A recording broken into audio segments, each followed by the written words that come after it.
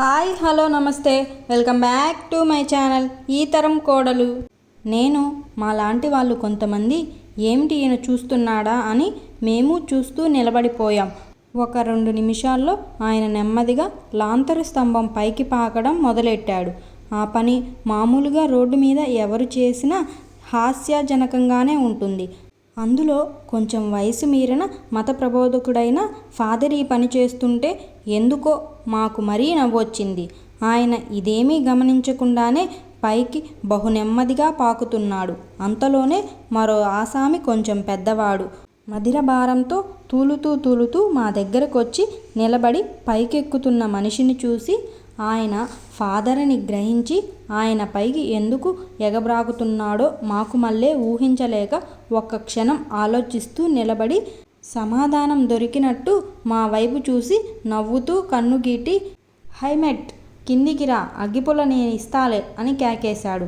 పాపం ఈ మదిరపాన మత్తుడు ఊహించిందేమిటంటే ఆ పెద్ద మనిషి అంటే ఫాదర్ చుట్ట కాల్చుకోవడానికి దగ్గర నిప్పెట్టే లేక ఆ దీపం దగ్గరికి పైకెగబాగుతున్నాడని అనుకొని తానెంతో ఆదరంతో నిప్పు పుల్ల ఇస్తానన్నాడు.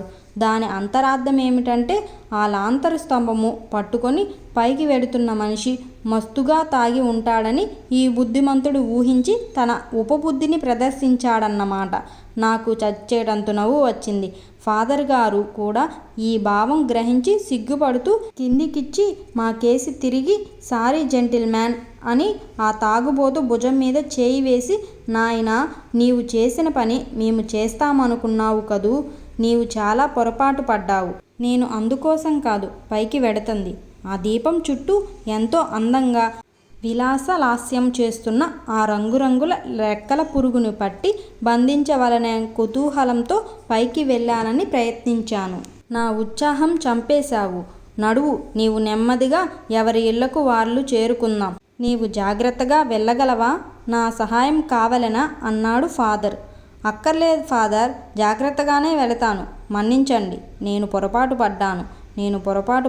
గుడ్ నైట్ ఫాదర్ అని తొందరగా నడవబోయి ముందుకు పడబోతుంటే ఫాదర్ అతన్ని పట్టుకొని లేవదీసి కొంత దూరం కూడా వెళ్ళి సాగనంపారు. ఇలాంటి హడావిడి రోజుల్లో ఇలాంటివి ఎన్నెన్నో రకరకాల వింతలు విశేషాలు కనబడుతూ హాస్యజనకంగా ఉంటుంటాయి. ఈ దేశంలో ఒక ఆచారం ఉన్నది. సెలవులివ్వటంతోటే విద్యార్థులు కానీ, ఆఫీసుల్లో పనిచేసేవారు కానీ, ఫ్యాక్టరీల్లో పనిచేసే కార్మికులు కానీ అందరూ కూడా ఉన్న ఊరు విడిచి ఏ సముద్ర తీరానికో పోయి కొన్ని రోజులు అక్కడ గడుపుకొని మళ్ళీ కొంత శక్తి సంపాదించుకొని వారి వారి పనుల్లోకొస్తుంటారు. మేరక ప్రదేశాల్లోనున్నవారు సముద్ర తీరానికి పోతారు. సముద్ర తీరవాసులు ఏ పర్వత ప్రాంతాలకో పోతారు. ఆ గాలి మార్పు, నీటి మార్పు ఒక్క 10 రోజుల్లో అద్భుతమైన పని చేస్తుంది. ఇంత ఆరోగ్యాన్ని చేకూరుస్తుంది. ఆఖరికి ఒకరోజు సెలవైనా సాధ్యమైనంత వరకు తమరున్న ఊరు విడిచి వెళ్ళిపోతుంటారు. అందుచేతను ఈ వేసంగి సెలవుల్లో నాకు కూడా సరదా పుట్టింది. ఐర్లాండ్ వైపున్న సముద్ర తీరానికి వెళ్ళవలెనని నిశ్చయం చేసుకున్నాను. ఇంకెవ్వరితోటి చెప్పకుండా మా గురువు గారి ఉపదేశాన్ని అనుసరించి ఈ సెలవులకు కూడా ఒంటరిగా వెళ్ళవలెనని నిశ్చయించుకున్నాను. స్టేషను వచ్చేటప్పటికి స్టేషన్ అంతా జామ్తో కిటకిటలాడుతుంది. టిక్కెట్టు సంపాదించి రైలు పెట్టిలో ఒక చివర స్థలం సంపాదించి కూర్చున్నాను. నా పక్కన సుమారు 20 ఏళ్ల యువతి ఒకటి కూర్చున్నది. నన్ను చూసి చిరచిరలాడుతుందేమో అనుకున్నాను.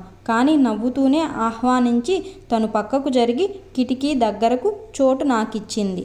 ఆమె పక్కన ఒక 25 ఏళ్లలోపు యువకుడు కూర్చున్నాడు. ఇక తక్కిన వారందరూ కూడా యువతీ యువకులే. ఎవరి మటుకు వారు మందర స్థాయిలో వారి వారి కబుర్లలో మునిగిపోయారు.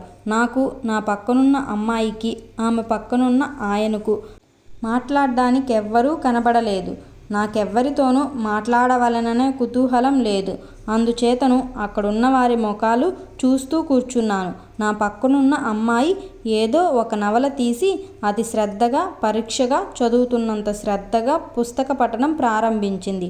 ఆమె పక్కనున్న ఆసామి ఏం చేయడానికి తోచక ఎవరితోనూ మాట్లాడడానికి ఖాళీగా ఉన్నవారెవ్వరూ లేక నాతో మాట్లాడడం ఇష్టం లేక పక్కనున్న యువతితో మాట్లాడవలెనని చేసే ప్రయత్నం నవ్వడం, కన్ను గీటడం, దగ్గర జరగడం వగైరా ప్రయత్నాలేవీ ఫలించకపోగా ఎంతో బాధగా కూర్చున్నాడు.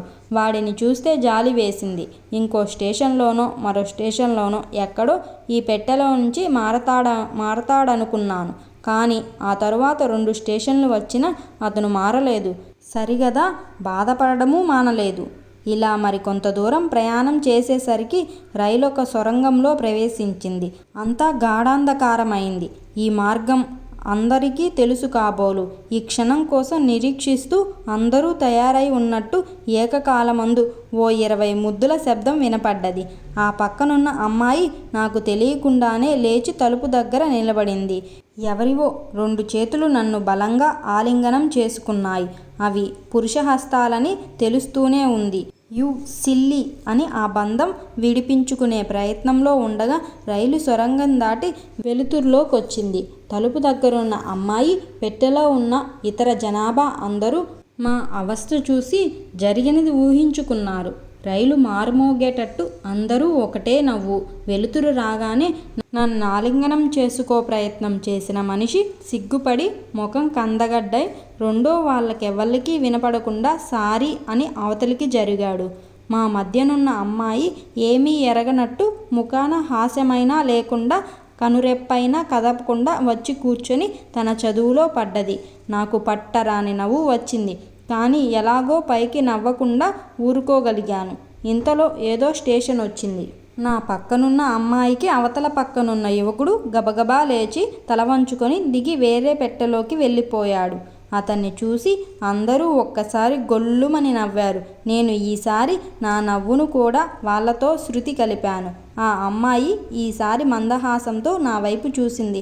నేను నవ్వుతూ, అద్భుతం, ఆశ్చర్యం, ఇంత తమాషాగా, ఇంత చురుగ్గా, మెలకువగా ఎలా ఉన్నావమ్మా? ఈ సొరంగం వస్తుందని నీకు తెలుసా? అంత నిశ్శబ్దంగా, ఎవరికీ తెలియకుండా ఎలా మా మధ్య నుంచి జారిపోయావన్నాను. ఆ అమ్మాయి గట్టిగా నవ్వి, నేను ఈ దారిని చాలాసార్లు ప్రయాణం చేశానండి. ఈ సొరంగం ఎప్పుడొచ్చేది నాకు తెలుసు. ఇందులో జరిగే తంతు తెలుసు. అందుచేత అప్రమత్తంతో చురుగ్గా, నెమ్మదిగా అడుక్కు జారి తరువాత లేచి నిలబడ్డాను. నేను భయపడ్డంత పని జరిగింది. నాకు జరగవలసిన అవమానం మీకు జరిగింది. చాలాసేపటి నుంచి అతను కనుసైగ చేయడం, నా దగ్గరకు జరగడం, నా మీద చేయి వేయబోవడం ఇవన్నీ గమనిస్తూ రాబోయే ప్రమాదాన్ని గురించి నేను జాగ్రత్త పడ్డాను. మధ్యన మీకు ఈ ఇబ్బంది కలగజేసినందుకు మన్నించండి అంది. ఇందులో ఎవరిని మన్నించడానికి ఏమున్నది? నేనేమీ కష్టపడలేదు, అవమానమూ పొందలేదు. నాకు ఈ అనుభవము ఆనందదాయకంగానే ఉంది అన్నాను. ఆ అమ్మాయి ఎంతో అమాయకంగా కళ్ళు పెద్దవి చేస్తూ, ఏమిటి, వారి ఆలింగనము మీకంత ఆనందదాయకంగా ఉందా అంది నవ్వుతూ. ఆ ఆనందం నీకు లేకపోయిందని విచారిస్తున్నావా ఇప్పుడు? నా ఆనందానికి కారణం అది కాదు. అతను చేసిన విఫల ప్రయత్నానికి, తెలివి తక్కువకు, తొందరపాటుకు జాలి వేసింది. పరాభవం జరిగింది అతనికి కానీ నాకు నీకు కాదు. ఆ తరువాత నీ జాగ్రత్తకు, మెలకువకు, చురుకుతనానికి సంతోషం కలిగింది. మొత్తం మీద 1-2 నిమిషాల్లో జరిగిన సంఘటన ఆనందదాయకమంటావా కాదంటావా అన్నాను. ఆ అమ్మాయి నవ్వుతూ, అతను చేసిన ప్రయత్నం అసలు మీరు చేస్తారేమో అనుకున్నాను అంది నవ్వుతూ.